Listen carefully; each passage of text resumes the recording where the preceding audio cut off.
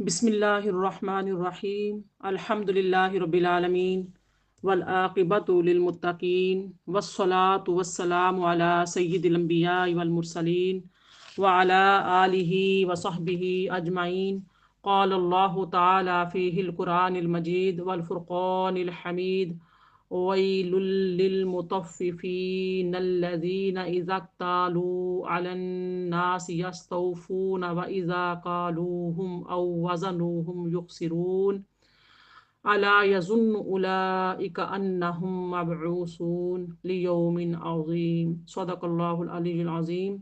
तर्जुमा समाअत फरमाएं। बर्बादी है नाप तोल में कमी करने वालों के लिए जो लोग जब दूसरे लोगों से नाप लेते हैं तो उनसे पूरा लेते हैं, और जब उन्हें खुद नाप कर या तोल कर देते हैं तो घटा कर देते हैं। क्या ये लोग इस बात का यकीन नहीं रखते कि वो मरने के बाद दोबारा उठाए जाएंगे एक बड़े सख्त दिन के लिए। यौम यक़ूमुन्नास लिरब्बिल आलमीन, जिस दिन सब लोग तमाम जहानों के रब के हुजूर खड़े होंगे। रब्बिश्रह ली सदरी वयस्सिर ली अमरी वहलुल उक़दतम मिन लिसानी यफ़क़हू क़ौली अल्लाहुम्मा फ़क़्हिना फ़िद्दीन व बिका नस्तईन आमीन या रब्बल आलमीन। निहायत ही काबिल एहतराम मेरी प्यारी बहनों, अस्सलामु अलैकुम व रहमतुल्लाहि व बरकातुहू। मैंने सूरा मुतफ़्फ़िफ़ीन जो कि 30वें पारे में है, इसकी पहली 6 आयात को तिलावत किया है और तर्जुमा सुनाया है। इस सूरा मुबारका की चूँकि पहली ही आयत में लफ्ज़ जो है मुतफ़्फ़िफ़ीन आया है, तो इसीलिए इस सूरा मुबारका का नाम भी मुतफ़्फ़िफ़ीन रखा गया है। मुतफ़्फ़िफ़ीन मुतफ़्फ़िफ़ुन की जमा है, इसका माना होता है कमी करने वाले। इस सूरा मुबारका में नाप तोल में कमी बेशी करने वालों के लिए सख्त वईद जिक्र हुई है, क्योंकि इस्लाम के दुश्मनों का मुसलमानों से ठट्ठा करना और आखिरत में मुसलमानों का उनसे मजाक करना भी इसी में बयान किया गया है। अक्सर मुफस्सिरीन के नज़दीक ये सूरा मुबारका जो है मक्की है, बाज़ ने इसे मदनी करार दिया है। इसमें 36 आयतें हैं और एक रुकू है। मेरी प्यारी बहनों, इस सूरा मुबारका की शान नज़ूल में सैयदना अब्दुल्ला बिन अब्बास रज़ियल्लाहु ताला अन्हुमा बयान फरमाते हैं, लम्मा क़ादिमन नबियुल मदीनता कानू मिन अख़बसिन नास कैला। जब नबी अकरम सल्लल्लाहु अलैहि वालैहि वसल्लम मदीना तशरीफ़ लाए तो अहले मदीना नाप तोल के एतबार से बदतरीन लोग थे। फ़अंज़लल्लाहु सुब्हानहु वैलुल लिल मुतफ़्फ़िफ़ीन फ़अहसनुल कैला बअद ज़ालिक। अल्लाह ताला ने ये सूरत नाज़िल फरमाई, जिसके बाद उन्होंने अपने नाप तोल सही कर लिए। मेरी प्यारी बहनों, चीज़ लेने और देने के लिए अलग अलग पैमाने रखना और डंडी मारकर नाप तोल में कमी करना, ये बहुत बड़ा अखलाकी बीमारी है, जिसका नतीजा जो है वो दुनिया और आखिरत में तबाही है। इसीलिए अल्लाह पाक ने फरमाया कि जो लोग नाप तोल में कमी करने वाले हैं, फरमाया वैलुल लिल मुतफ़्फ़िफ़ीन, बर्बादी है नाप तोल में कमी करने वालों के लिए। जब जिस चीज़ को अल्लाह पाक ने नापसंद फरमा दिया और फरमा दिया कि ऐसे लोगों के लिए बर्बादी है जो नाप तोल में कमी करते हैं, डंडी मारते हैं, तो आप देखिए फिर वो कैसे आबाद हो सकता है। आज हमारे जो शिकवे हैं, शिकायतें हैं, आज रिज़्क़ में जो बेबरकतियाँ हैं, मुआशरे में अफरा तफरी पाई जा रही है, एक बेचैनी की सूरत है, एक बेकरारी की सूरत है, हर इंसान खौफ का शिकार है। तो वजह क्या है? जब अल्लाह ने फरमा दिया कि बर्बादी है नाप तोल में कमी करने वालों के लिए, तो अब इसी सूरत में उन लोगों के लिए जब अल्लाह ने ये बदुआ दे दी, समझे, तो फिर इसमें क्या होगा। अब देखिए कि इसका जो नतीजा होता है वो क्या होता है, दुनिया और आखिरत में तबाही है। इसलिए फरमाया कि जो लोग नाप तोल में कमी करने वाले हैं उनके लिए तबाही और उन पर अल्लाह ताला की मार और फिटकार है। अस्तगफिरुल्लाह। मेरी प्यारी बहनों, हकीकत में ये कमीनगी की इंतहा होती है, और ये इस बात की दलील है कि थोड़ी थोड़ी चीज़ें चोरी करने वाला शख्स ज़्यादा माल उड़ाने से भी परहेज करने वाला नहीं होता। जिसको चोरी करने की आदत बन जाती है ना, तो फिर वो नहीं समझता कि मैं क्या कर रहा हूँ। वो सिर्फ अपनी कम हिम्मती या पकड़े जाने के खौफ से बड़ी चोरी नहीं करता, छोटी चोरी पर ही सब्र करके बैठ जाता है। वरना उसकी जो तबीयत है या तबीयत का जो बिगाड़ है और जो अमानत में खयानत है, یہ بالکل اس چیز سے خالی ہے، اس میں کوئی کمی باقی نہیں ہے۔ تو اب دیکھیے کہ اس کے برعکس جب دوسروں سے اپنا حق لیتا ہے تو کیا کرتا ہے، بڑی ہوشیاری سے، دانائی سے، بھرپور طریقے سے لیتا ہے، لیکن دوسروں کے حقوق ادا کرنے میں کمی اور کوتاہی کرتا ہے۔ جیسا کہ فرمایا الذین اذا اکتالوا علی الناس یستوفون، آیت نمبر 2 میں، یہ لوگ جب دوسرے لوگوں سے ناپ لیتے ہیں تو ان سے پورا لیتے ہیں، پھر کوئی کمی نہیں چھوڑنی، پھر ان کو ان کی ارادہ اور نیت کیا ہوتی ہے کہ مجھے تھوڑا سا اس سے زیادہ دے دیا جائے، میرے حق سے زیادہ مجھے دے دیا جائے۔ وَإِذَا كَالُوهُمْ أَوْ وَزَنُوهُمْ يُخْسِرُونَ، اور جب انہیں خود ناپ کر یا تول کر دیتے ہیں تو گھٹا کر دیتے ہیں۔ نبی کریم صلی اللہ علیہ وآلہ وسلم نے فرمایا وَلَمْ يَنْقُصُوا الْمِكْيَالَ وَالْمِيزَانَ، جو قوم ناپ تول میں کمی کرتی ہے، إِلَّا أُخِذُوا بِالسِّنِينَ وَشِدَّةِ الْمَعُونَةِ وَجَوْرِ السُّلْطَانِ عَلَيْهِمْ، اس پر قحط سالی، سخت مشقت اور حکمران کا ظلم مسلط کر دیا جاتا ہے۔ تین باتیں عطا فرمائی اللہ نبی صلی اللہ علیہ وسلم نے ارشاد فرمائی کہ جو قوم جو ہے وہ ناپ تول میں کمی کرتی ہے تو کیا ہوتا ہے، اس پر تین چیزیں ہوتی ہیں، ایک تو قحط سالی آتی ہے، دوسرا سخت مشقت، اور تیسرا کیا ہے کہ ظالم حکمران جو ہیں ان پر مسلط کر دیے جاتے ہیں۔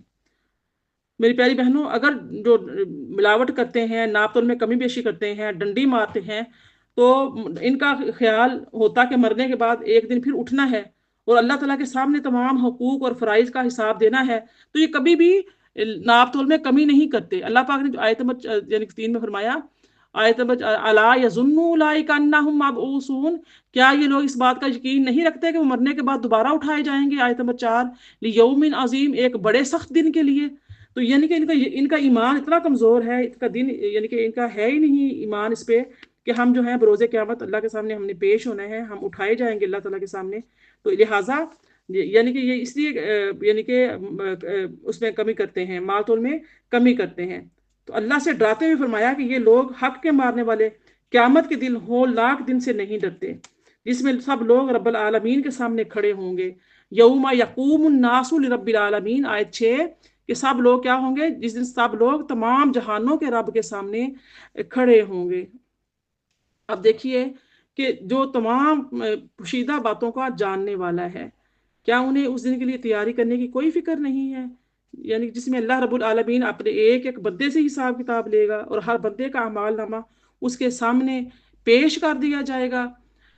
کلا ان کتاب الفجار لفی سجین، یہ حق ہے کہ بدکاروں کا نامہ اعمال سجین یعنی دیوان خانہ جہنم میں رہے۔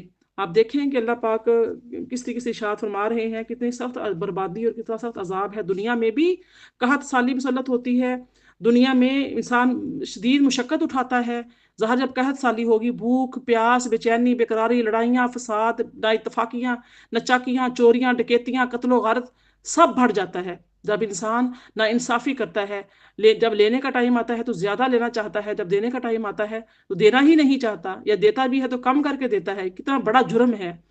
اب اس کے بعد پھر آخرت میں جو بربادی ہوتی ہے وہ الگ ہے، کہ اللہ تعالیٰ جب ایسے لوگوں کا جو حساب کتاب لے گا، ہر بندے کا اعمال نامہ اس کے سامنے پیش کیا جائے گا۔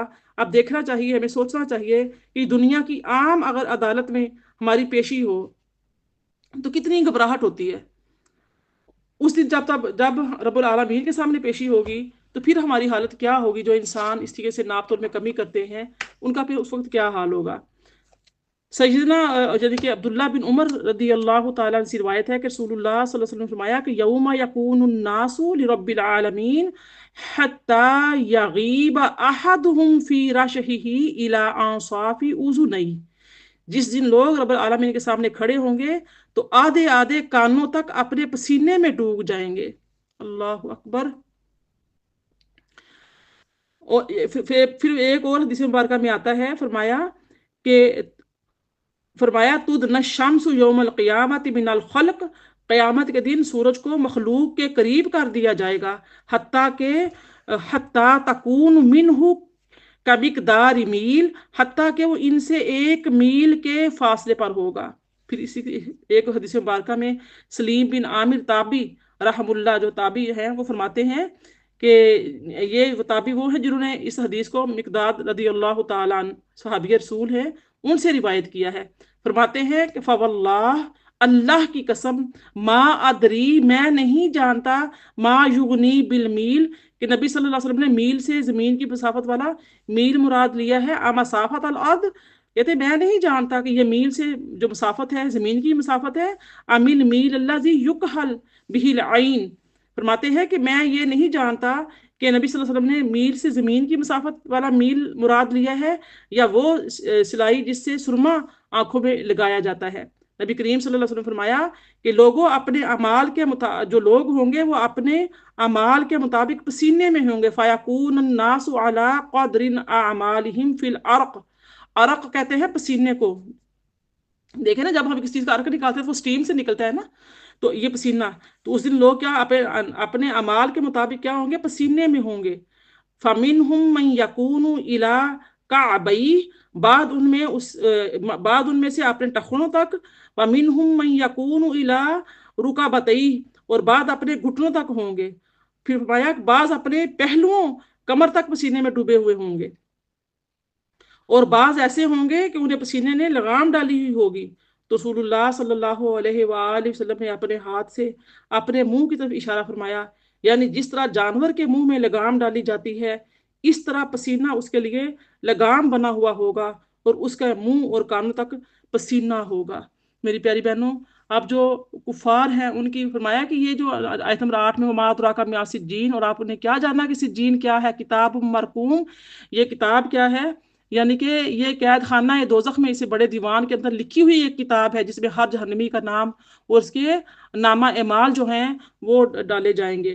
آپ دیکھیے کہ کفار جو کافر ہیں اس فکر سے بالکل بے پرواہ ہیں کہ ان کے سامنے حساب کتاب جزا سزا کا کوئی مرحلہ آنے والا ہے جس میں نیکوں اور بدوں کے درمیان اللہ تعالیٰ فرق کرے گا، بلکہ وہ تو یہ گمان کیے بیٹھے ہیں کہ قیامت کا کوئی دن آنا ہی نہیں، اور آیا بھی تو وہ اپنے خاندانی وجاہت اور اپنے دیوتاؤں کی بدولت وہاں اس سے بھی زیادہ عیش کریں گے۔ انہیں کہا گیا کہ ہرگز نہیں، ہرگز نہیں، یعنی کہ اس قسم کے یہ جو بات خیال ہیں، اس قسم کے یہ باطل خیالات میں اپنی عاقبت برباد نہ کرو، وہ دن ضرور آئے گا، اور اس دن نیکوکاروں اور نافرمانوں میں مشرق و مغرب کے فاصلے جتنی دوری ہوگی۔ اب دیکھو ما ادراک ما سجین، اور آپ کو کیا پتا کہ سجین کیا ہے، آیت نمبر جو 8 ہے، تو کتاب مرقوم، یہ کتاب مرقوم یعنی کہ یہ قید خانہ دوزخ میں بڑے دیوان کے اندر لکھی ہوئی یہ کتاب ہے۔ تو اب سجین کا یہاں پہ معنی جو دیا گیا ہے وہ قید خانہ دیا گیا ہے، یعنی یہ قید خانے کی طرح ایک نہایت تنگ مقام ہے۔ یہ زمین کے سب سے نچلے حصے میں ایک جگہ کا نام بھی سجین ہے۔ زمین کا پہلا حصہ تو بہت کشادہ ہے، دوسرا تھوڑا اس سے تنگ ہے، تیسرا اس سے تنگ، چوتھا اس سے، جیسے سراہی ہوتی ہے نا، یا کوئی پانی والا برتن دیکھے کھلا گھڑا ہوتا ہے، سراہی ہوتی ہے یا ہانڈی ہوتی ہے، نیچے سے کتنی اس کا پیندہ کتنا چوڑا ہوتا ہے، جیسے جیسے اونچائی کی طرف جاتی ہے تو آہستہ آہستہ اندر سے وہ کلوز ہوتی جاتی ہے، ایسے ہی زمین ہے۔ زمین کا پہلا حصہ بہت کشادہ ہے جس پر ہم آباد ہیں، پھر اس سے نیچے تھوڑا تنگ ہے، پھر آہستہ آہستہ آہستہ آہستہ جو اس کا زمین کا 7واں حصہ ہے وہ بالکل جیسے سراہی کا منہ کتنا چھوٹا ہو جاتا ہے، اندر سے کتنی کھلی کتنی کشادہ ہوتی ہے، ایسے ہی سجین جو زمین کا 7واں حصہ وہ اتنا ہی تنگ ہے، تو جہاں پہ کافروں، ظالموں اور مشرکوں کی روحیں اور ان کے اعمال نامے جمع ہوتے ہیں اور ان کے ناموں کا اندراج ہوتا ہے۔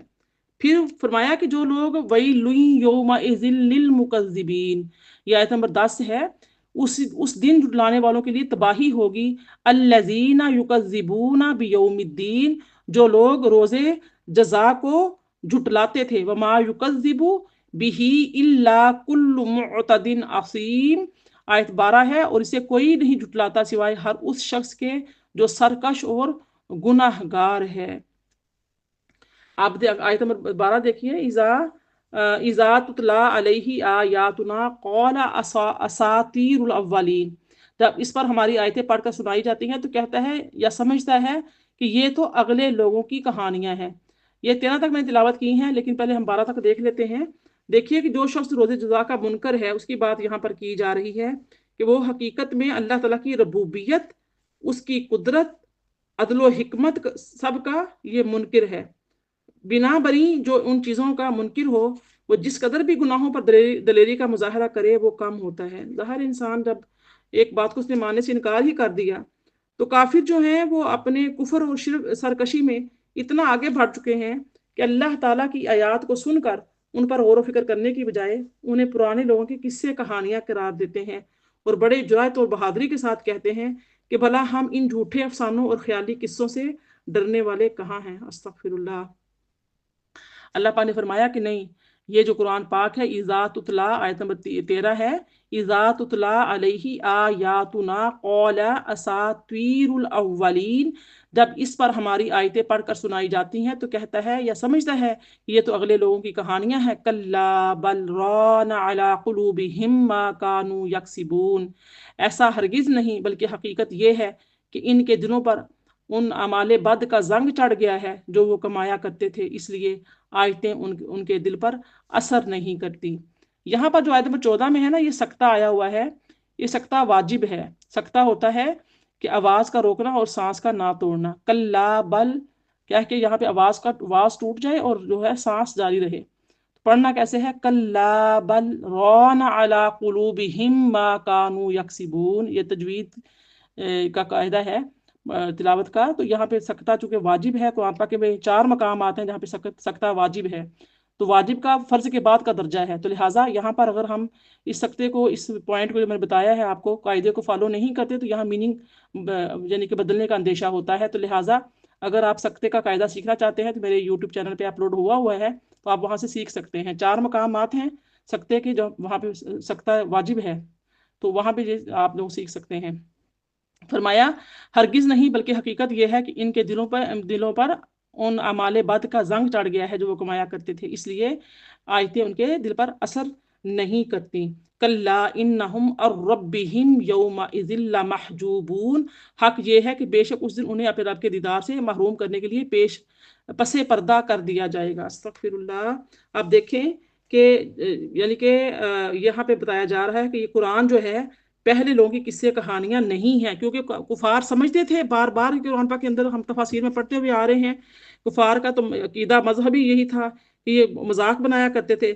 اور کیوں بار بار اس بات کو ذکر کیا جاتا ہے؟ کیونکہ جو جتنی بھی آسمانی صحیفے اور کتابیں نازل ہوئی ہیں، تو ان کتابوں اور صحیفوں میں نبی کریم صلی اللہ علیہ وآلہ وسلم پر ان پر نازل کی گئی کتاب کا ذکر تھا، تو اس لیے بار بار تو اب یہاں پہ رد کیا جا رہا ہے کہ یہ ہرگز یہ قصے کہانیاں نہیں ہیں جیسا کہ کافر کہتے ہیں اور سمجھتے ہیں، بلکہ یہ اللہ تعالیٰ کا کلام ہے اور اس کی وحی ہے جو اس کے رسول صلی اللہ علیہ وآلہ وسلم پر جبریل امین کے ذریعے سے نازل ہوئی ہے۔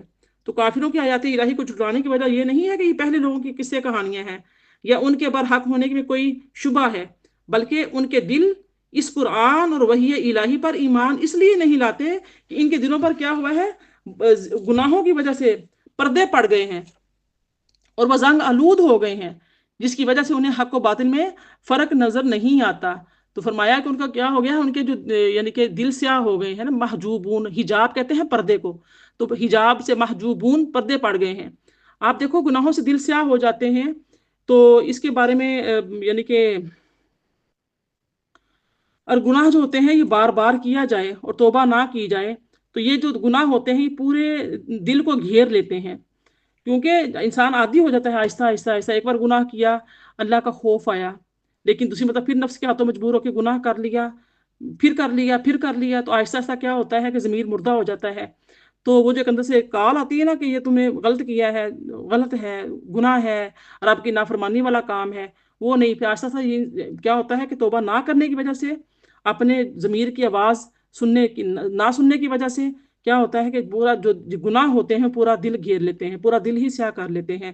تو سیدنا ابو ہریرہ رضی اللہ تعالیٰ عنہ سے روایت ہے کہ رسول اللہ صلی اللہ علیہ وآلہ وسلم نے فرمایا کہ بے شک بندہ جب گناہ کرتا ہے تو اس کے دل پر ایک سیاہ نقطہ لگا دیا جاتا ہے، اگر وہ گناہ سے باز آ جاتا ہے، استغفار اور توبہ کر لیتا ہے تو اس کا دل صاف کر دیا جاتا ہے، وہ سیاہی دور کر دی جاتی ہے، اور اگر توبہ کی بجائے گناہ پر گناہ کیے جاتا ہے تو وہ سیاہی بڑھا دی جاتی ہے، حتیٰ کہ اس کے پورے دل پر چھا جاتی ہے۔ یہی وہ رین ہے جس کا ذکر اللہ نے قرآن مجید میں کیا ہے۔ اللہ اکبر۔ کلا بل رانا، لکھا نا اللہ، کلا بل رانا علی قلوبہم ما کانوا یکسبون، جو آیت 14 میں ہے، ایسا ہرگز نہیں، بلکہ حقیقت یہ ہے کہ ان کے دلوں پر ان کے اعمال بد کا زنگ چڑھ گیا ہے۔ جب انسان گناہ کرتا رہتا ہے تو کیا ہوتا ہے؟ زنگ چڑھ جاتا ہے۔ تو زنگ کیا کرتا ہے؟ جس چیز پر چڑھتا ہے وہ پورا چیز کو خراب کر دیتا ہے، گلا دیتا ہے، ختم کر دیتا ہے۔ اور زنگ کس چیز کا ہے؟ وہ جو اعمال وہ کیا کرتے تھے، اس لیے ان کے جو دل پر اللہ تعالیٰ کی آیات اثر نہیں کرتی۔ تو آج اگر ہم بھی اقوام پاک کو سن کر اٹھ جائیں دامن جھاڑ کر، بس ٹھیک ہے آئے ہیں، سنا ہے اٹھ گئے، عمل بدلا نہیں، تو پھر ہماری کیا ہے کہ ہمیں ہمارے گناہوں پر، اپنے یعنی کہ عادات و اطوار پر غور و فکر کرنا چاہیے کہ کیا کہیں یہ تو نہیں کہ ہمارے گناہ کی سبب ہمارے دل اتنے سیاہ ہو چکے ہیں کہ ہمیں خبر ہی نہیں، پتہ ہی نہیں چلتا کہ ہمیں قرآن پاک سنا ہے، دوزخ کے مناظر پڑھے ہیں، اس کے بعد جنت کے مناظر دیکھے، ہمیں کو ہمارے اندر کوئی لالچ، کوئی جنت میں جانے کی یعنی کہ خواہش پیدا نہیں ہوئی، اللہ کو راضی کرنے کی خواہش پیدا نہیں ہوئی، جنت میں دوزخ میں جلنے کا خوف پیدا نہیں ہوا، جو دوزخیوں کے کھانے ہیں کڑوے، کسیلے، کانٹے دار اور خون اور پیپ، ایسے کھانوں سے نفرت پیدا نہیں ہوئی، اللہ کا خوف، قہر و غضب سے، آگ سے خوف نہیں آیا۔ تو اگر بس اٹھ کے اللہ کے وہی چغلی، وہی غیبت، وہی نفرتیں، وہی قدورتیں، وہی دلوں میں کینے، وہی بغض، وہی حسد، وہی حلال حرام کی تمیز کوئی نہیں، کچھ فضول گوئی وقت فضول ضائع کرنا، اگر سارا کچھ وہی ہے تو پھر دیکھنا چاہیے کہ پھر ہم کیا قرآن پاک کی آیات سننے کے باوجود بھی اگر ہمارے دل نرم نہیں ہوتے، ہم توبہ نہیں کرتے، ہم ہجرت نہیں کرتے گناہوں سے، گناہوں کو چھوڑتے نہیں ہیں، پھر کہیں ہمارے دل تو سیاہ نہیں ہو گئے؟ تو لہٰذا اس سیاہی کو دور کرنا چاہیے۔ اگر توبہ کی بجائے گناہ پر گناہ کیے جاتا ہے انسان، تو وہ سیاہی بڑھا دی جاتی ہے، حتیٰ کہ اس کے پورے دل پر چھا جاتی ہے۔ یہی وہ رین ہے جس کا ذکر اللہ نے قرآن مجید میں کیا ہے، ہرگز نہیں، فرمایا کلا انہم عن ربہم یومئذ لمحجوبون، آیت 15۔ حق یہ ہے کہ بے شک اس دن انہیں اپنے رب کے دیدار سے محروم کرنے کے لیے پس پردہ کر دیا جائے گا۔ فرمایا ہرگز نہیں، بلکہ ان کے دلوں میں ان کے برے اعمال نے زنگ لگا دیا ہے۔ تو کافروں کا جو کہنا تھا کہ اگر قیامت ہوئی تو یعنی قیامت ہوئی بھی تو دنیا کی طرح وہاں بھی پروردگار کی نوازشیں ہم پر ہوں گی، تو فرمایا ہرگز درست نہیں ہے، انہیں پروردگار کے دیدار سے کیا کیا جائے گا؟ محروم کیا جائے گا۔ اور ثم انہم لصال الجحیم، یعنی کہ آیت نمبر 16 ہے، اور پھر وہ دوزخ میں جھونک دیے جائیں گے۔ ثم یقال ھذا الذی کنتم بہ تکذبون، پھر ان سے کہا جائے گا یہ وہ عذاب جہنم ہے جسے تم جھٹلایا کرتے تھے۔ تو ان کو کیا کیا جائے گا؟ عذاب جہنم میں جھونک دیا جائے گا۔ اور پھر جو اس کے برعکس کیا ہوگا؟ جو اہل ایمان والے ہوں گے ان کو اللہ تعالیٰ کا دیدار نصیب ہوگا۔ کافروں کو جہنم کی تنگ و تاریک کوٹھڑیوں میں داخل کیا جائے گا جہاں آگ پوری قوت کے ساتھ بھڑک رہی ہوگی، پھر انہیں مزید ذلیل و رسوا کرنے کے لیے کہا جائے گا کہ وہی عذاب ہے جسے تم دنیا میں جھٹلایا کرتے تھے۔ میری پیاری بہنوں، یہاں تک ہم نے سارا 17 جو آیتیں مکمل کی ہیں، یہ سارا کب کس وقت ہو رہا ہے؟ جب آیت سورہ کہاں سے شروع ہوئی؟ جو ناپ تول میں کمی کرتے ہیں۔ تو میری پیاری بہنوں، ناپ تول میں کمی کرنا اتنا نہایت گھناؤنا اور قبیح جرم ہے۔ خواتین بھی گھر کے اندر، پاکستان کے اندر، انڈو پاکستان میں جو ہوتا ہے کہ آپس میں نیبرز جو ہیں وہ چیز لینے آتے ہیں، آٹا مانگ لیا، چینی لے لی، کوئی نمک لے لیا، تھوڑی بہت چیزیں لے لی، کرا لی۔ تو اس طریقے سے توجہ کریں، غور کریں۔ گھر میں ٹیلرز جو ہوتی ہیں کپڑے سلائی کرتی ہیں، اور اس کے بعد اور کتنے قسم کے کام خواتین کر رہی ہوتی ہیں۔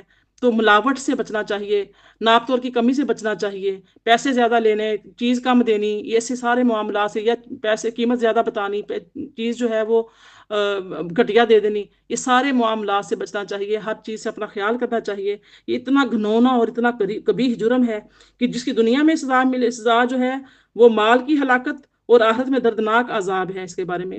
کیونکہ اللہ تعالیٰ سے بے خوف ہو کر چھوٹی چھوٹی چیزوں میں ہیر پھیر کرنے والے بڑے بڑے گناہوں کو بھی بہت دیدہ دلیری سے کر گزرتے ہیں۔ تو لہٰذا ایسا نہیں ہونا چاہیے۔ اگر ایسی آتے ہوں انسان کے اندر کہ وہ ناپ تول میں کمی کرتا ہے، چیز میں ملاوٹ کرتا ہے، تو کیا ہوتا ہے کہ انسان جو ہے وہ ایمان کی دولت سے محروم ہو جاتا ہے، تو گناہ کرنا اس کے لیے بہت زیادہ آسان ہو جاتے ہیں۔ اس طرح سے پھر جو گناہ جب انسان کے بڑھ جاتے ہیں، جو دل ہوتے ہیں وہ کیا ہوتے ہیں؟ زنگ آلود ہو جاتے ہیں، انسان اتباع ہدایت کی عظیم دولت اس سے چھین لی جاتی ہے۔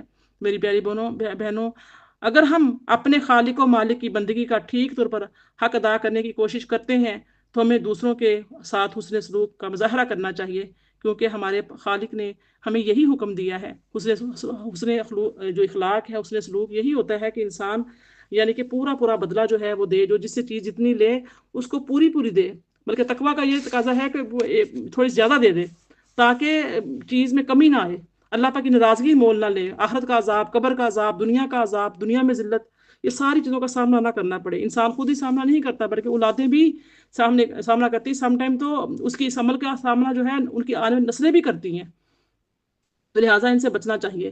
آیت 18 میں فرمایا کلا ان کتاب الابرار لفی علیین، یہ بھی حق ہے کہ بے شک نیکوکاروں کا نوشتہ اعمال علیین یعنی دیوان خانہ جنت میں ہے. وما ادراک ما علیون، اور آپ نے کیا جانا کہ علیین کیا ہے؟ کتاب مرقوم، یہ جنت کے اعلیٰ درجے میں اس بڑے دیوان کے اندر لکھی ہوئی ایک کتاب ہے جس میں ان جنتیوں کا نام اور اعمال درج ہیں جنہیں اعلیٰ مقامات دیے جائیں گے. اب دیکھیں سارا ایک ہی مضمون ہے. فرمایا کتاب مرقوم، آیت 20 ہے. اور ہاں جی ہاں آگے دیکھیے آیت نمبر 21، یا شہادہ المقربون، اس جگہ اللہ کے مقرب فرشتے حاضر رہتے ہیں. ان الابرار لفی نعیم، بے شک نیکوکار راحت و مسرت سے نعمتوں والی جنت میں ہوں گے. علی الارائک ینظرون، تختوں پر بیٹھے نظارے کر رہے ہوں گے. تعرف فی وجوہہم نضرۃ النعیم، آپ ان کے چہروں سے ہی نعمت و راحت کی رونق اور شگفتگی معلوم کر لیں گے. یسقون من رحیق مختوم، انہیں سر بہمور بڑی لذیذ شراب طہور پلائی جائے گی. ختامہ مسک وفی ذالک فلیتنافس المتنافسون، اس کی مہر کستوری کی ہوگی.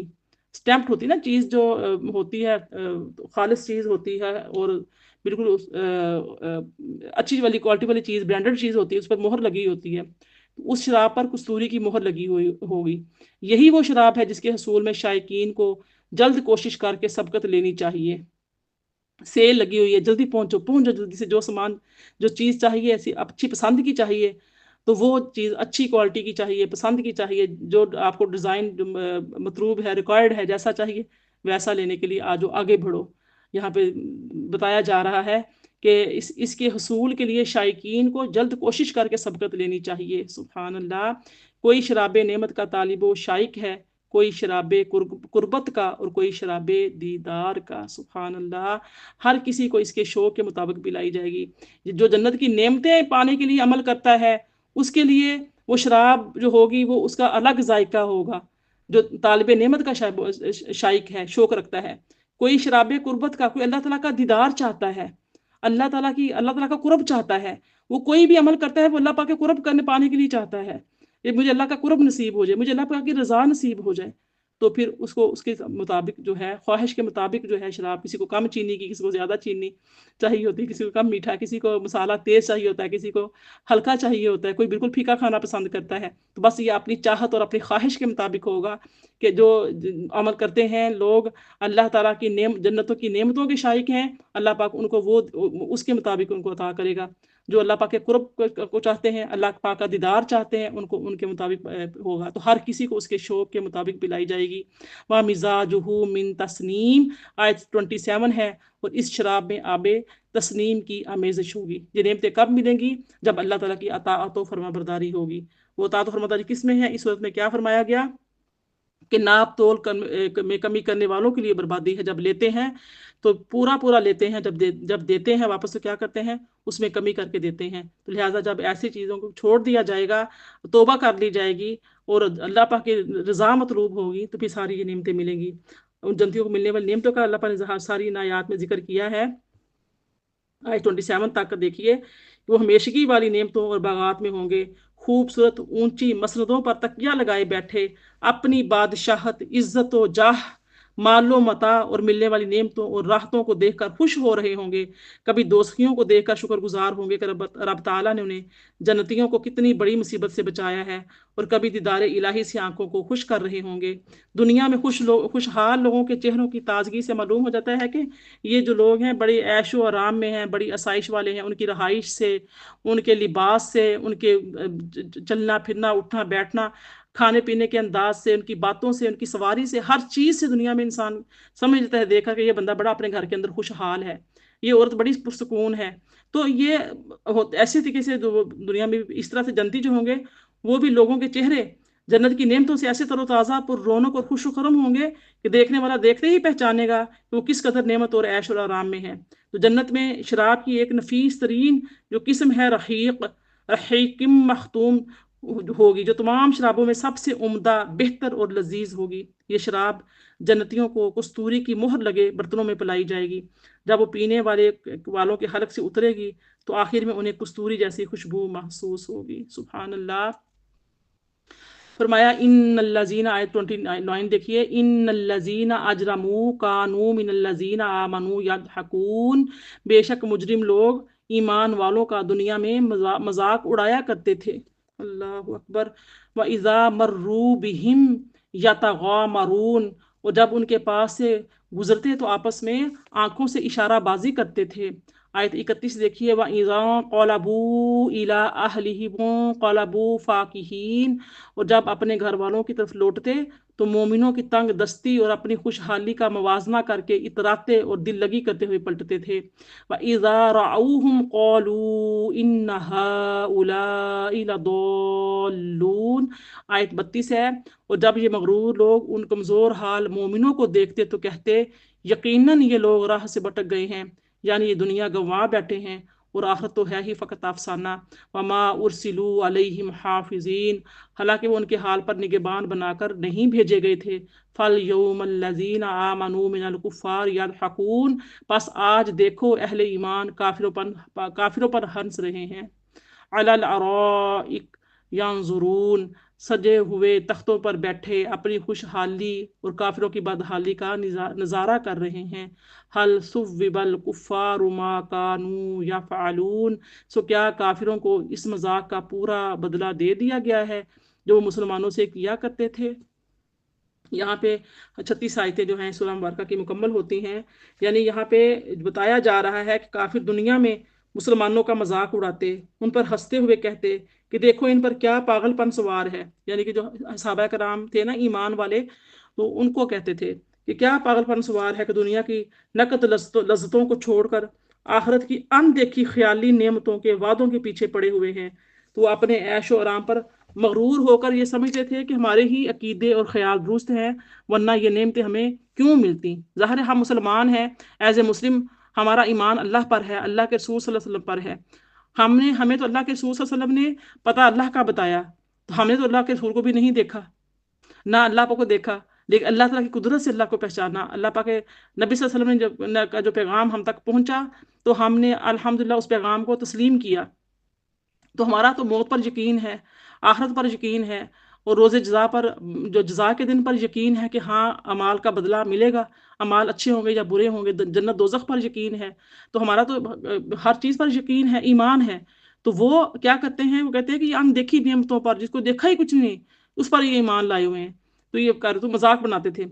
اسی پر بس نہیں، بلکہ یہ مجرم لوگ اہل ایمان کی اسلامی شکل و صورت، لباس، حجامت، طرز گفتگو، دنیا سے بے رغبتی اور آخرت کے حصول کے لیے محنت کو دیکھ کر ان کا مذاق اڑانے، ان کی توہین کرنے اور ان کے دین پر تان کرنے کے لیے ایک دوسرے کو آنکھیں مارتے کہ یہی وہ سر پھرے لوگ ہیں جنہوں نے خیالی جنت کے لیے اپنے آپ کو دنیا کی لذتوں سے محروم کر رکھا ہے۔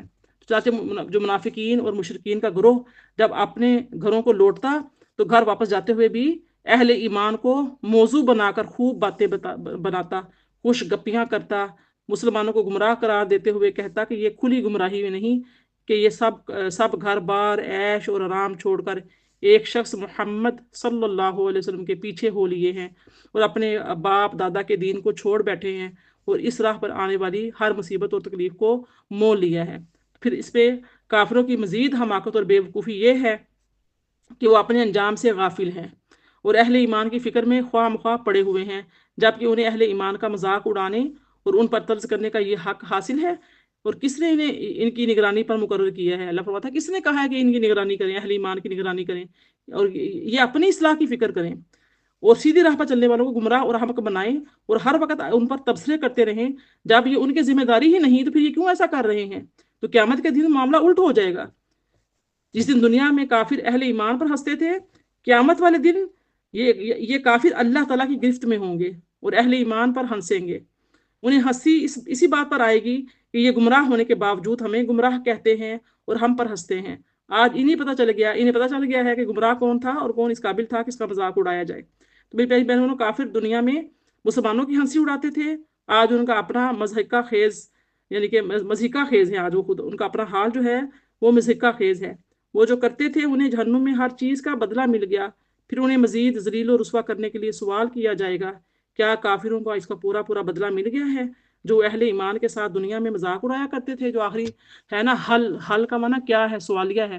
حل ثوب الکفار ما کانوا یفعلون، آخری آیت میں، تو کیا کافروں کو اس مذاق کا پورا بدلہ دے دیا گیا ہے جو مسلمانوں سے کیا کرتے تھے؟ بروز قیامت سوال ہوگا، کیا بدلہ ہو گیا پورا؟ یہ لوگ آپ کا مذاق بناتے تھے، آپ کو ذل و رسوا کرتے تھے اور آپ کو سمجھتے تھے کہ یہ کمزور اور حقیر لوگ ہیں، تو آپ کو سب کچھ کہتے تھے۔ آج بتائیں، آج ان کا تم لوگ مذاق بنا رہے ہو جب جنتی کافروں کا مذاق بنائیں گے۔ تو میری پیاری بہنوں، کافروں کے جو نامہ اعمال ہیں وہ کس میں ہوں گے؟ وہ سجین میں ہوں گے، جو زمین کا آخری حصہ ہے اس کے اندر، اور جو مومن ہیں ان کے نامہ اعمال کی طرف ہوں گے علیین میں ہوں گے۔ تو یہ جس طرح دونوں گروہوں کے رہنے سہنے کی جگہیں مختلف ہوتی ہیں، اسی طرح کھانے پینے کی چیزوں میں بھی زمین و آسمان کا فرق ہوگا۔ کافروں کے لیے اگر کھولتا ہوا پانی، پیپ، توہر کا درخت اور خاردار کانٹے ہوں گے، تو مومنین کے لیے پاکیزہ شراب، ٹھنڈے اور میٹھے مشروبات کے چشمے، لذیذ میوہ جات اور طرح طرح کی ان گنت نعمتیں ہوں گی۔ تو ہمیں کیا چاہیے کہ ہم دنیا میں چمکتے ہوئے چند سکوں کے لیے، بینک بیلنس بڑھانے کے لیے، کاروں بنگلوں کوٹھیوں کے لیے دوڑ لگا رہے ہیں، حلال حرام کی تمیز کو بھول گئے ہیں، تو یہ تو عارضی ہیں، یہ ختم ہونے والی چیزیں ہیں۔ بلکہ احکام الہی کی پیروی کرتے ہوئے ہمیں نیک اعمال کرنے کے لیے دوڑیں لگانی چاہیے، کیونکہ یہ آخرت کی ابدی اور نہ ختم ہونے والی نعمتوں کے حصول کا ذریعہ ہے جو نیک اعمال ہیں۔ تو قیامت کے دن معاملہ الٹ ہو جائے گا، اہل ایمان کفار پر ہنسیں گے کہ خود گمراہ ہونے کے باوجود ہمیں گمراہ کہتے تھے، اور واضح دلائل ہونے کے باوجود نہ انہوں نے اپنے خالق کا حق پہچانا، نہ آخرت کی فکر کی، یہ جانتے ہوئے بھی کہ دنیا دنیا کی جو لذتیں ہیں وہ عارضی ہیں، انہی میں وہ مست رہتے تھے۔ تو لہٰذا یہ دنیا جو ہے یہ کس لیے ہے؟ اللہ پاک نے ہمیں بھیجا ہی اس لیے ہے تاکہ تمہیں آزمایا جا سکے کہ تمہیں سے سب سے زیادہ اچھے اعمال کون کرتا ہے۔ تو یہ تھی سورہ مطففین۔ آئیے سورہ انشقاق دیکھ لیتے ہیں۔ سورہ انشقاق کا تعارف دیکھ لیجئے۔ اس کا جو ہے پہلے ہی لفظ میں انشقت کا لفظ جو آیا ہے، تو انشقاق اسی کا مصدر ہے، ٹھیک ہے، جس کا معنی ہوتا ہے پھٹ جانا، یعنی یہ وہ صورت ہے جس میں آسمان کے پھٹنے کا ذکر ہے۔ اس صورت میں قیامت کی ہولناکیاں اور لوگوں کے حساب کتاب پر روشنی ڈالی گئی ہے۔ یہ سورہ بھی مکی سورہ ہے، اس میں 25 آیتیں ہیں اور اس میں 1 رکوع ہے۔ بسم اللہ الرحمن الرحیم۔ اذا السماء انشقت وأذنت لربها وحقت وإذا الأرض مدت وألقت ما فيها وتخلت وأذنت لربها وحقت یا ایہا الانسان انک کادح الی ربک کدحا فملاقیہ۔ صدق اللہ العظیم۔ ترجمہ سنیے۔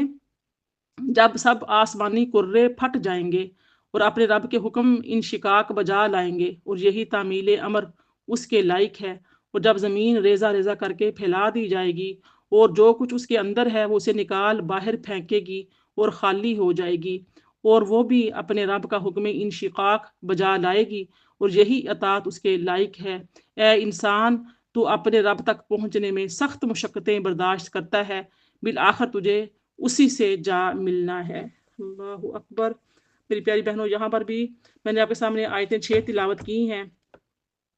تو یہ 5 پہلی جو آیتیں ہیں ان میں بھی قیامت کا منظر بیان کیا گیا ہے کہ جب قیامت برپا ہوگی تو یہ آسمان و زمین جو آج موجود ہیں ختم ہو جائیں گے، اور ان کی جگہ دوسرے آسمان و زمین نمودار ہوں گے۔ اللہ تعالیٰ کا فرمان ہے، سورہ ابراہیم میں آتا ہے، یوم تبدل الارض غیر الارض والسماوات وبرزوا للہ الواحد القہار۔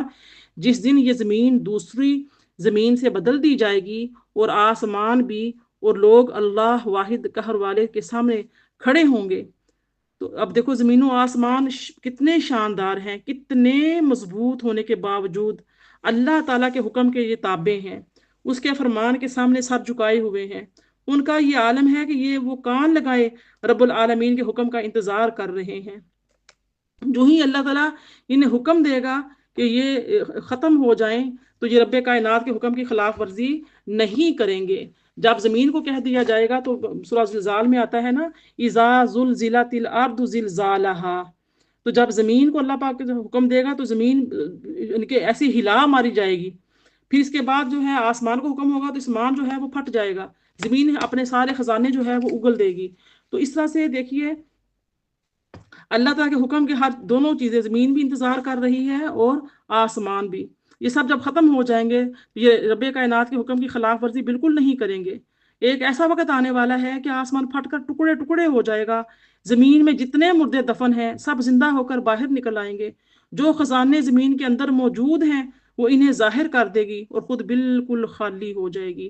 اس طرح زمین سے پہاڑ، سمندر اور ہر قسم کی اونچ نیچ ختم ہو جائے گی اور اسے ہموار کر کے پھیلا دیا جائے گا۔ تو اللہ پاک نے آیت 6 میں فرمایا یا ایھا الانسان، تمام انسانوں سے خطاب ہے، جو مسلمان ہیں وہ بھی، جو غیر مسلم ہیں وہ بھی، جتنے اللہ تعالیٰ نے انسان پیدا کیے حضرت آدم علیہ السلام سے لے کر اب تک اور تا قائم قیامت تک آخری انسان تک سے خطاب ہے کہ اے انسان تو اپنے رب تک پہنچنے میں سخت مشقتیں برداشت کر رہا ہے، بالآخر تجھے اسی سے جا ملنا ہے۔ بہت ہی اہم آیا ہے، بڑی قابل غور آیا مبارکہ ہے، سننے والی آیا مبارکہ ہے کہ رب العالمین کے پاس پہنچنے سے پہلے ہر آدمی جو ہے وہ اپنی طاقت کے مطابق مختلف قسم کی جد و جہد کرتا ہے۔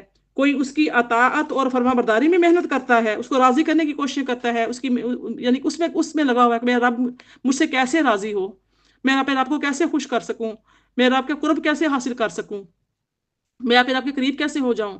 تو کوئی تو اس چیز کے لیے مشقتیں اٹھا رہا ہے اور کوئی برائی اور نافرمانی میں جان کھپا رہا ہے، دونوں ہی کھپا رہے ہیں۔ ان سعیکم لشتی، تمہاری کوششیں طرح طرح کی ہیں، صبح سے لے کے شام تک گھر کے اندر عورت بھی مشقت میں ہے، بچے بھی مشقت میں ہیں، صبح گھر سے نکلتے ہیں ارلی مارننگ اور اسکولوں میں جاتے ہیں پڑھنے کے لیے، جا رہے ہیں آ رہے ہیں، نیند بھی کھپا رہے ہیں، اپنا آرام بھی برباد کر رہے ہیں، انرجی بھی لگا رہے ہیں، بھوک پیاس بھی برداشت کر رہے ہیں، گرمی کی شدت، موسموں کے تھپیڑے بھی برداشت کر رہے ہیں، سردی کی شدت برداشت کر رہے ہیں، بچہ بھی مشقت میں ہے، ماں باپ بھی مشقت میں ہے، ہر انسان مشقت میں ہے۔ اللہ فرماتا ہے کہ انسان تو بڑا ہی کھپ رہا ہے، بڑی محنت کر رہا ہے، بڑی دوڑ لگا رہا ہے، بڑا زور لگا رہا ہے، لیکن تیری مشقتیں، تیری محنتیں جسا کچھ کیا ہے طرح طرح کی ہیں۔ کوئی تو آپ کو راضی کرنے کی طرف لگ رہا ہے، صبح سے لے کے شام تک مرد پیسہ کماتا ہے تو اس کی کوشش کیا ہوتی ہے کہ میں اپنی بیوی بچوں کو حلال رزق حلال کما کر کھلاؤں اور پھر اللہ کی راہ میں خرچ کروں، مجھے اللہ جو مال دے میں یتیموں کی، مسکینوں کی، غریبوں کی، بیواؤں کی مدد کروں، میں ضرورت مندوں کی مدد کروں، میں سائلین کی مدد کروں، میں قیدیوں کی مدد کروں۔ اس کا یہ ہوتا ہے کہ میں رشتہ داروں کی مدد کروں۔ کچھ ہوتے ہیں کہ وہ اپنی تجوریاں بھرتے ہیں، اپنا ہی کھاتے پیتے ہیں، نہ حلال کی تمیز کرتے ہیں، نہ حرام کی تمیز کرتے ہیں، نہ ان کو اپنی اولاد کی پرواہ ہوتی ہے کہ ان کے پیٹوں میں حرام کا لقمہ جا رہا ہے، گھر میں بیویاں بھی عیاش بنی ہوئی ہیں، پیسہ بیچ بہا عیاشی میں اڑا رہی ہیں، حرام پیسہ آ رہا ہے حرام رستے میں جا رہا ہے، بعض وہ حلال آ رہا ہے حرام کے رستے میں جا رہا ہے، بعض وہ حرام ہوتا ہے حلال میں لگاتے ہیں تو وہ کسی کام کا نہیں ضائع کر دیا جاتا ہے۔ تو لہٰذا ہر انسان مشقت میں ہے، کوئی برائی کوئی نافرمانی میں جان کھپا رہا ہے، پھر طرح طرح کی تکلیفیں سہ کر آخر پروردگار سے جا ملتا ہے اور اپنے اعمال کے نتائج سے دو چار ہو جاتا ہے۔ فرمایا لہٰذا اے انسان تیرے اعمال ایسے ہونے چاہیے جو تجھے اللہ تعالیٰ کی ناراضگی سے بچا لیں اور اس کا یعنی کہ اس کی رضا کو پا لیں، اس کا قرب مل جائے، اس کی رضا مل جائے، نہ کہ اس کی ناراضگی کا باعث بنے اور تیری تباہی اور بربادی ہو جائے۔ فرمایا کہ فَأَمَّا مَنْ أُوتِيَ كِتَابَهُ بِيَمِينِهِ، پھر اچھے اعمال کرنے والوں کا یہاں پر ذکر کیا جا رہا ہے کہ جو اپنی جان کو اللہ کی راہ میں کھپاتے ہیں، اللہ کی راہ میں لگاتے ہیں۔ دیکھیں عام طور پہ انسان کو یہ نہیں ہے کوئی گھروں کو چھوڑ دینا ہے، جنگلوں میں نکل جانا ہے، غاروں میں جا بیٹھنا ہے، ایسا نہیں ہے۔ دنیا میں رہنا ہے، کام دنیا داری کے ہی ہو رہے ہیں، برتن بھی صاف ہو رہے ہیں، کپڑے بھی دھل رہے ہیں، کھانا بھی بن رہا ہے، گھر کی صاف صفائیاں بھی ہو رہی ہیں، گھر آئے مہمان کی مہمان نوازیاں بھی ہو رہی ہیں، لیکن نمازیں بھی اپنے اوقات پر ہو رہی ہیں۔ زبان پر کنٹرول ہے، جب بات کر رہے ہیں باتوں میں سچائی ہے، کردار صاف ستھرا پاک ہے، صاف ہے، صاف ستھرا کردار ہے، اللہ تعالیٰ کے ہر وقت ہر لمحے خوف ہے، یعنی کہ ہر وقت اللہ رب العزت کی ناراضگی کا خیال رہتا ہے۔ کام دنیا میں کے ہی ہو رہے ہیں، سب ہی عبادت ہے، یہ نہیں کہ ہمیں کو ہر چھوڑ دینا ہے، پتہ نہیں کوئی اللہ بس قرآن پکڑ کے دن رات بیٹھنا ہے تو ہم نیک ہیں، نہیں، ایسا نہیں ہے۔ دنیا میں رہ کر ہی یعنی کہ دنیا میں رہنا ہے لیکن دنیا کو دل میں نہیں بسانا۔ تو بڑا لمبا چیپٹر ہے۔ اب یعنی کہ جو لوگ اللہ پاک کو راضی کرنے کے لیے کوشش کرتے ہیں ان کا بارے میں بتایا جا رہا ہے۔ فَأَمَّا مَنْ أُوتِيَ كِتَابَهُ بِيَمِينِهِ، پس جس شخص کا نامہ اعمال اس کے داہنے ہاتھ میں دیا جائے گا، فَسَوْفَ يُحَاسَبُ حِسَابًا يَسِيرًا، تو ان قریب اسے آسان سا حساب لیا جائے گا، وَيَنقَلِبُ إِلَىٰ أَهْلِهِ مَسْرُورًا، وہ اپنے اہل خانہ کی طرف مسرور و شادماں پلٹے گا۔ سبحان اللہ، کتنا خوبصورت منظر ہے یہ والا، کہ جو اللہ پاک کی راہ میں اپنی جان کھپاتا ہے، اللہ پاک کو راضی کرنے کی کوشش کرتا ہے، اس کے نبی صلی اللہ علیہ وسلم کی اطاعت کرتا ہے، اس کا ذکر کیا جا رہا ہے کہ جس شخص کا دایاں ہاتھ جو ہے جو نامہ اعمال ہے وہ دائیں ہاتھ میں دے دیا جائے گا، وہ سب سے خوش نصیب انسان ہوگا۔ ایسا اس لیے ہوگا کہ وہ دنیا میں ایمان اور حسن عمل کا پیکر تھا۔ حسن عمل کا کیا تھا؟ پیکر تھا۔ ہمارے اعمال کیسے ہو گئے ہیں کہ منہ پر ہم تعریفیں کرتے ہیں، پیٹھ پیچھے ہم برائیاں کرتے ہیں، منہ پر ہم میٹھی میٹھی باتیں، چوپلوسیاں، اور پیٹھ پیچھے اسی کی برائیاں، اسی کے اندر سے طنز تنقید، چغلی، غیبت، یہ چیزیں ہمارے نہیں۔ ہمارا کردار ایک جیسا، منہ پر بھی ویسا، پیٹھ پیچھے بھی ویسا، سیم کردار ہمارا، اچھے اخلاق، اچھے کردار، معاف کرنے والا جذبہ، درگزر کرنے والا جذبہ ہونا چاہیے۔ جب انسان کے دل میں یہ خیال پیدا ہوتا ہے ارے یہ زندگی تو عارضی ہے، ختم ہو جانی ہے، ہر ایک کو معاف کر کے عفو درگزر کر کے جینا، یہی انسانیت ہوتی ہے۔ تو ایمان اور حسن عمل کا پیکر تھا، تو اللہ تعالیٰ اس سے راضی ہو جائے گا، اس کی نجات کا فیصلہ فرما دے گا، اس کا آسان حساب ہوگا، اس کے حساب میں سختی اور باریک بینی سے کام نہیں لیا جائے گا، اس کا نامہ اعمال پیش ہوگا، اس کی غلطیاں اس کے سامنے لائی جائیں گی، پھر اللہ تعالیٰ اپنی رحمت اور فضل و کرم سے اسے معاف کر دے گا، اس کا دکھائے گا نامہ اعمال، اللہ پاک دکھائے گا، کہے گا اچھا یہ کام تو نہیں کیا تھا نا، یہ تجھ سے غلطی ہوئی تھی، یہ گناہ تو نے کیا تھا، باری راہ میں نے کیا تھا، اللہ پاک کہے گا ٹھیک ہے میں تمہیں بخش دیا، تو اپنے فضل و کرم سے بخش دے گا، اس کے گناہ اس کو دکھائے جائیں گے، لیکن پردہ پوشی کی جائے گی، بڑا ستار العیوب ہے، وہ معاف فرما دے گا۔ ام المومنین سیدہ عائشہ صدیقہ رضی اللہ تعالیٰ عنہ سے روایت ہے کہ رسول اللہ صلی اللہ علیہ وسلم نے فرمایا لَيْسَ أَحَدٌ يُحَاسَبُ إِلَّا هَلَكَ، جس کا حساب لیا گیا وہ ہلاک ہو گیا۔ حضرت عائشہ رضی اللہ تعالیٰ عنہ فرماتی ہیں کہ یہ سن کر فرماتی ہے کہ میں نے کہا یا رسول اللہ جعلنی اللہ فداءک، اے اللہ کے رسول اللہ مجھے آپ پر قربان کرے، الیس یقول اللہ عز وجل، کیا اللہ تعالیٰ نے یہ نہیں فرمایا فَأَمَّا مَنْ أُوتِيَ كِتَابَهُ بِيَمِينِهِ، جس شخص کو اس کا اعمال نامہ دائیں ہاتھ میں دیا گیا، فَسَوْفَ يُحَاسَبُ حِسَابًا يَسِيرًا، تو جلد ہی اسے آسان حساب لیا جائے گا۔ تو سیدہ عائشہ صدیقہ رضی اللہ تعالیٰ کا مطلب یہ تھا کہ اس آیت کے روح سے تو حساب تو مومن کا بھی ہوگا، لیکن وہ ہلاکت سے دو چار نہیں ہوگا۔ تو نبی کریم صلی اللہ علیہ وآلہ وسلم نے حضرت عائشہ صدیقہ رضی اللہ تعالیٰ عنہ کی اس بات کی وضاحت فرمایا ذاک الارض یوردون، یہ تو پیشی ہے، مومن کے ساتھ معاملہ حساب کا نہیں ہوگا، ایک سرسری سی پیشی ہوگی۔ وَمَن نُوقِشَ الْحِسَابَ ہَلَک، مومن رب کے سامنے پیش کیے جائیں گے، جس سے پوچھ گچھ ہوئی وہ مارا گیا۔ ایک اور روایت میں آتا ہے سیدہ عائشہ صدیقہ رضی اللہ عنہ فرماتی ہیں کہ میں نے نبی صلی اللہ علیہ وسلم کو سنا آپ اپنی بعض نمازوں میں یہ دعا پڑھتے تھے اللہم حاسبنی حسابا یسیرا، اے اللہ میرے حساب آسان فرما دے۔ تو میری پیاری بہنوں آپ بھی یہ دعا یاد کر لیں، جن کو یاد ہے ان کو مبارک ہو، وہ اس کو اپنی عمل کا ذریعہ بنائیں، اور جن کو یاد نہیں ہے چار الفاظ ہیں اللہم، اے اللہ، حاسبنی، میرا حساب، حسابا یسیرا، آسان حساب لے۔ تو یہ آپ دعا یاد کریں اور نمازوں کے بعد پڑھا کریں۔ پھر آپ کے نماز سے فارغ ہونے کے بعد میں نے پوچھا کہ مال حساب الیسیر، آسان حساب کا کیا مطلب ہے؟ اگر حساب ہے تو آسانی کیسی، اور اگر آسانی ہے تو پھر حساب کا کیا مطلب؟ آپ نے فرمایا ان ینظر فی کتابہ فیتجاوز عن، اللہ تعالیٰ اس بندے کا اعمال نامہ دیکھے گا اور پھر اسے معاف فرما دے گا۔ اللہ پاک ہمیں بھی اپنی رحمت سے اپنے فضل سے بخش لے اور ہمارے گناہوں سے درگزر فرمائے، ہمارے اعمال سے درگزر فرمائے۔ ہم بڑے گناہ گار ہیں، کوشش کرتے ہیں، اللہ ہمیں ان کوششوں میں کامیاب کرے، آمین۔ بعد ازاں اس مومن کو نہ سزا کا خوف رہے گا اور نہ اللہ تعالیٰ کے غصے کا ڈر رہے گا، وہ نہایت امن و اطمینان سے جنت میں اپنے عزیز و اقارب اور مسلمان بھائیوں کے پاس خوشیاں مناتا ہوا جائے گا۔ جیسے ایک بچہ جب اچھا رزلٹ لاتا ہے تو بڑی خوشی کے ساتھ، بڑی شادمانی کے ساتھ گھر کی طرف لوٹتا ہے، اس کو کوئی ڈر خوف نہیں ہوتا کہ میرے ابا مجھے ڈانٹیں گے، اماں ڈانٹیں گی، مجھے کیا کہیں گے، لیکن نہیں، کچھ بھی نہیں، بڑے خوشی کے ساتھ، بڑے فخر کے ساتھ سینہ چوڑا کر کے وہ گھروں میں داخل ہوتا ہے۔ وہی بچہ جس کا بچہ جو فیل ہو جاتا ہے، جس کے نمبر اچھے نہیں ہوتے، کمزور ہوتا ہے، تو منہ لٹکائے ہوئے، ڈرا ہوا، سہما ہوا، خیالوں میں، سوچوں میں گم، وہ گھروں میں داخل ہوتا ہے۔ پتہ ہے کیا ابا اماں جو ہیں وہ ڈانٹ پلائیں گے، کیا بنے گا میرا؟ بس یہی حساب ہے وہ ایک مومن کا، کہ جب اس کو اللہ پاک اس کے گناہوں سے درگزر فرما دے گا، چھوٹی چھوٹی اس نے غلطیاں کوتاہیاں کی ہوں گی، اللہ پاک اپنی رحمت سے معاف فرما دے گا اور اس کو داخل جنت فرمائے گا، تو بڑا وہ خوشی کے ساتھ، بڑا کہتے ہیں ہنستا کھیلتا ہوا، ہٹکیلیاں کرتا ہوا وہ جنت میں داخل ہو جائے گا۔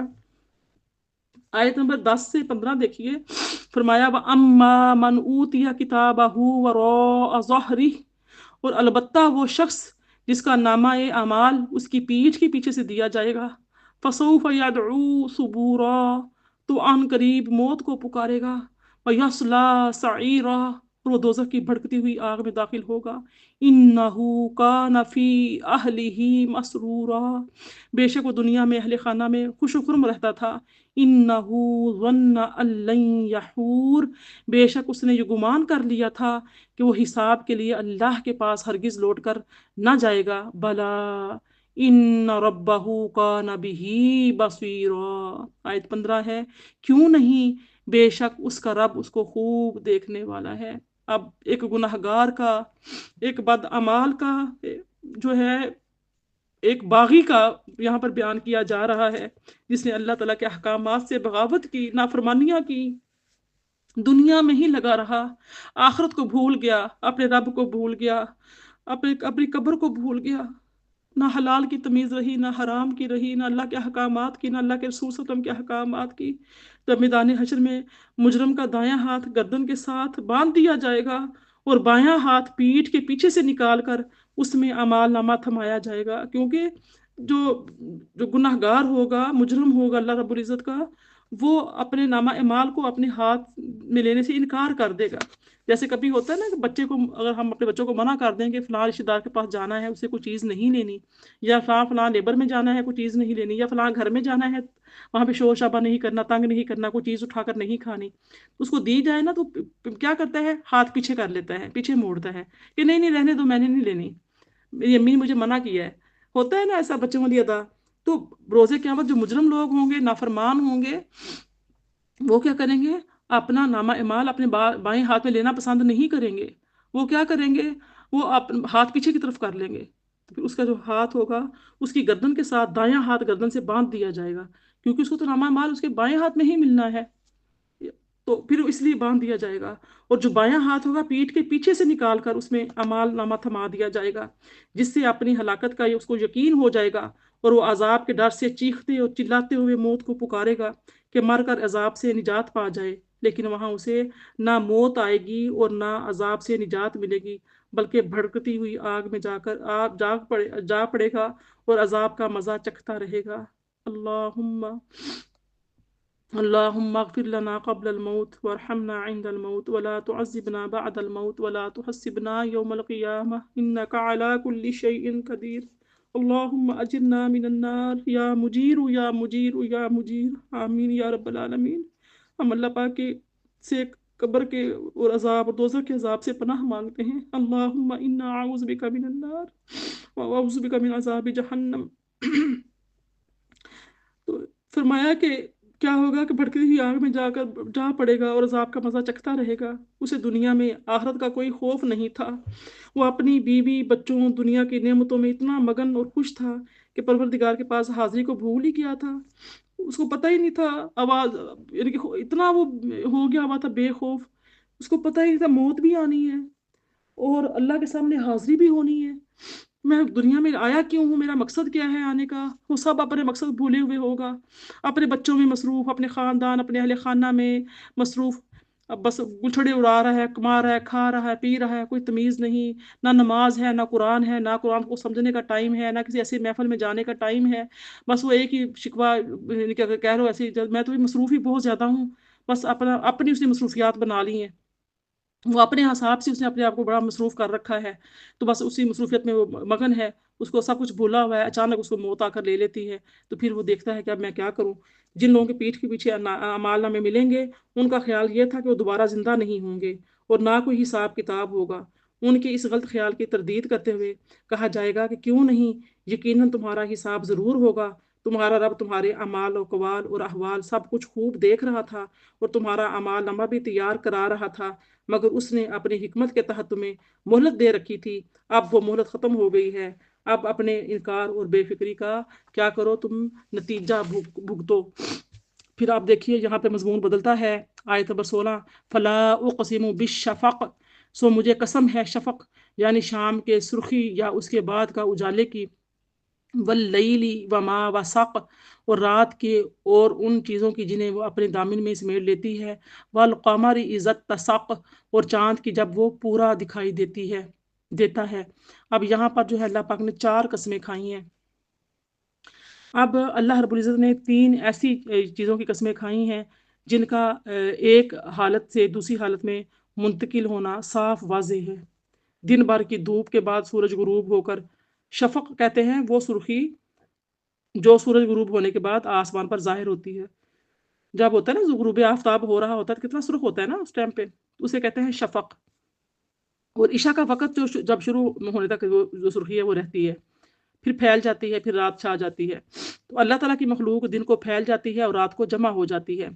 اسی طرح چاند پہلی رات خنجر نما شکل میں ہوتا ہے، پھر بدلتے بدلتے پورا چاند بن جاتا ہے، پھر دوبارہ کم ہونے لگتا ہے۔ یہ سب کچھ اس بات کی دلیل ہے کہ انسانوں کو بھی ہمیشہ ایک ہی حالت میں قرار نہیں ہے، بلکہ ان چیزوں کی طرح ایک حالت سے دوسری حالت میں منتقل ہوتے چلا جاتا ہے۔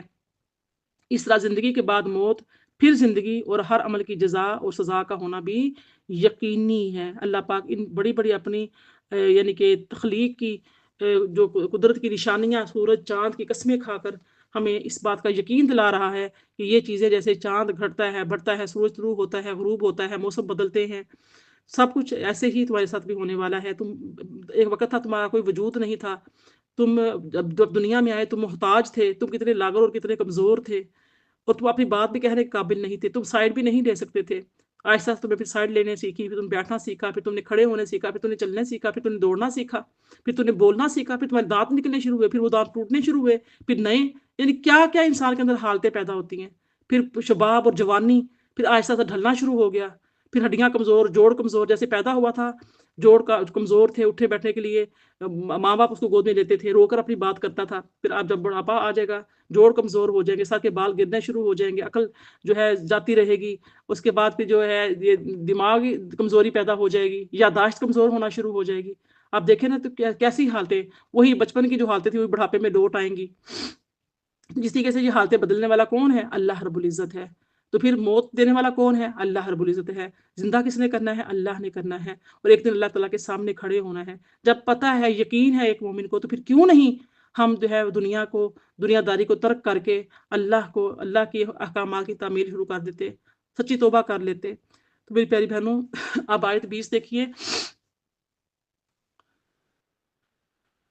ہاں اچھا، آیت 19 ہے، لَتَرْكَبُنَّ طَبَقًا عَنْ طَبَقٍ، تم یقین طبق در طبق ضرور سواری کرتے ہوئے جاؤ گے۔ وہی جو ابھی میں نے حالتیں بتائی ہیں انسان کی، جیسے چاند، سورج، ستارے، سیارے، ان کے حالات بدلتے ہیں، موسم بدلتے ہیں، ایسے ہی انسان بھی کیا کرتا ہے، اس کی یعنی کہ حالات بدلتے ہیں۔ تو فَمَا لَهُمْ لَا يُؤْمِنُونَ، آیت 20، تو انہیں کیا ہو گیا ہے کہ قرآنی پیشین گوئی کی صداقت دے کر بھی ایمان نہیں لاتے۔ وَإِذَا قُرِئَ عَلَيْهِمُ الْقُرْآنُ لَا يَسْجُدُونَ، آیت 21 ہے، یہاں پہ سجدہ آیا ہے، آپ سب بہنیں سجدہ کر لیجئے گا، اور جن کو پیریڈز ہیں وہ ان کے لیے سجدہ اب بھی نہیں ہے، بعد میں بھی نہیں ہے۔ فرمایا آیت 22 میں، بَلِ الَّذِينَ كَفَرُوا يُكَذِّبُونَ، بلکہ کافی لوگ اسے مزید جھٹلا رہے ہیں، وَاللَّهُ أَعْلَمُ بِمَا يُوعُونَ، اور اللہ کفر و عداوت کے اس سامان کو خوب جانتا ہے جو جمع کر رہے ہیں۔ فَبَشِّرْهُم بِعَذَابٍ عَلِيمٍ، سو آپ انہیں دردناک عذاب کی بشارت دے دے۔ إِلَّا الَّذِينَ آمَنُوا وَعَمِلُوا الصَّالِحَاتِ لَهُمْ أَجْرٌ غَيْرُ مَمْنُونٍ، مگر جو لوگ ایمان لائے اور نیک عمل کرتے رہے ان کے لیے غیر منقطع دائمی ثواب ہے۔ یہاں پر اس کی 25 آیتیں مکمل ہو گئی، سورہ مکمل ہوتی ہے۔ یعنی کہ فرمایا کہ جیسے انسان کو ایک حالت پر قرار نہیں ہے، ایک حالت پر نہیں ٹھہرتا، بلکہ وہ بے شمار احوال، پیدائش، بچپن، جوانی، بڑھاپا، تندرستی، بیماری، تنگ دستی، تونگری، پھر موت، قبر، قیامت سے گزرتا ہوا جنت یا دوزخ میں پہنچ جاتا ہے۔ کتنا طویل سفر ہے۔ تو کافر دوبارہ زندہ ہونے پر ایمان کیوں نہیں لاتے؟ انہیں یہ ضد کیوں ہے کہ ہمیں مر کر حساب کی منزل سے نہیں گزرنا؟ جب کافروں کے سامنے اللہ تعالیٰ کا کلام پیش کیا جاتا ہے اسے سن کر ان میں نہ خشوع پیدا ہوتا ہے نہ وہ رحمان کے آگے جھکتے ہیں۔ یہ حقیقت ہے کہ ان کے دلوں میں جو تکذیب و انکار، بغض و عناد اور حق کی دشمنی بھری ہوئی ہے، اور جو انہوں نے آپ کے خلاف سازشیں تیار کر رکھی ہیں، وہ اللہ تعالیٰ کو بخوبی معلوم ہے۔ آپ کافروں کو خوشخبری سنا دیجئے کہ جو کچھ وہ کما رہے ہیں اس کا پھل انہیں دردناک عذاب کی صورت میں ضرور ملے گا۔ ان کی یہ کوششیں ہرگز ضائع نہیں جائیں گی۔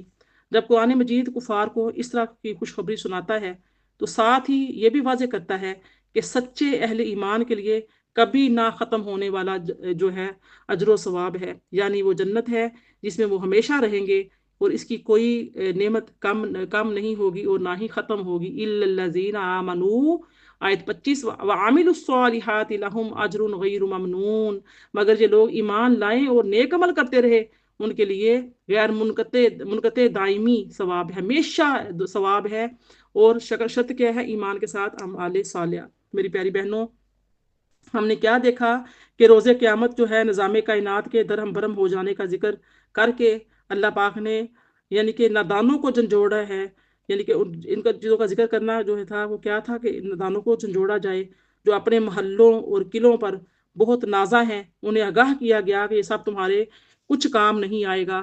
تو میری پیاری بہنوں، انسان کی جو زندگی کا ریکارڈ ہے انتہائی محفوظ طریقے سے تیار ہو رہا ہے۔ روز قیامت زمین تمام انسانوں اور خزانوں کو اگل دے گی، اور اس پر سے سمندر، پہاڑ اور ہر قسم کی اونچ نیچ ختم کر کے اسے پھیلا دیا جائے گا۔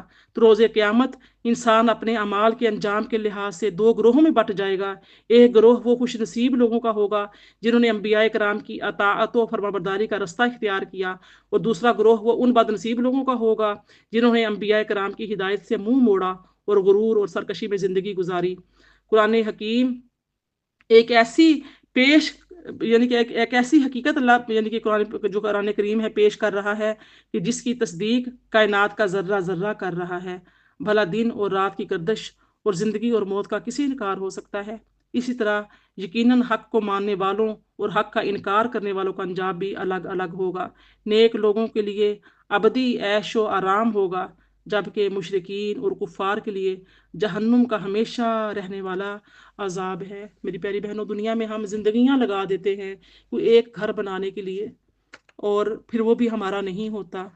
بچوں کے لیے کتنی مشقتیں اٹھاتے ہیں، اور جب موت آتی ہے تو بچے ہمارا کچھ نہیں کر سکتے، جتنی مرضی اولاد ہماری پیاری ہو، ہماری ساری نیندیں بچوں کے پر قربان ہوتی ہیں، ہمارے آرام، ہمارے سکون، ہماری خواہشات، ہم تو خود رہتے ہی نہیں، ہماری اپنی تو کوئی ہستی ہی نہیں رہتی، ہم تو سب کچھ اپنے شوہروں پہ بچوں پہ لٹا رہے ہوتے ہیں۔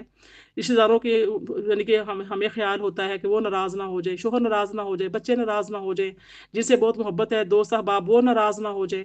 ہماری اپنی تو کوئی ہستی، کوئی حیثیت ہی نہیں رہتی۔ ہم اپنے آپ کو سارا دن کس چیز میں لگائے رکھتے ہیں؟ ان کو خوش کرنے کے لیے، لیکن جیسے ہی موت آتی ہے وہ ہمیں چھوڑ جاتے ہیں۔ کوئی بھی تو ساتھ نہیں ہوتا، کوئی تو نہیں کہتا کسی قبر میں اتر جاؤں گا، میں مر جاؤں گا زندہ اسی کے ساتھ، نہیں ہوتا نا ایسا۔ تو پھر کیا میری بہنوں، پھر کیوں نہ ہم اپنی قبر کی فکر کریں، ہم اپنی آخرت کی فکر کریں، ہم اللہ کے قرآن کے ساتھ جڑ جائیں، اللہ پاک کے کلام کو دیکھیں اور اسی کو سمجھیں، اسی کو پڑھیں، اسی کو دیکھیں، سمجھیں، اپنی موت کی فکر کریں، اپنی آخرت کی فکر کریں۔ یہاں پر ہماری سورہ جو ہے مکمل ہوتی ہے۔ انشاءاللہ کل سورہ بروج سے سٹارٹ کریں گے۔ اللہ رب العزت سے دعا کرتی ہوں کہ اللہ رب العزت ہمیں ان آیات بینات پر عمل کرنے کی توفیق عطا فرمائے۔